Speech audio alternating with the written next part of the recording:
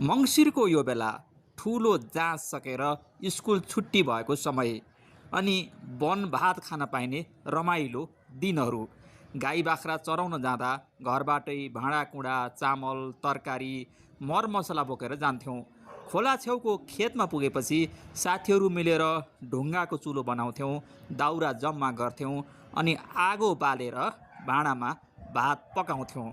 धुवाँको गन्ध, आगोको ताप अनि उम्लिरहेको भातको सुगन्धले सबैलाई उत्साहित बनाउँथ्यो। कसैले भाँडा चलाइरहेको, कसैले दाउरा थपिरहेको, कसैले तरकारी काटिरहेको, सबैको हातमा काम तर मुखमा हाँसो।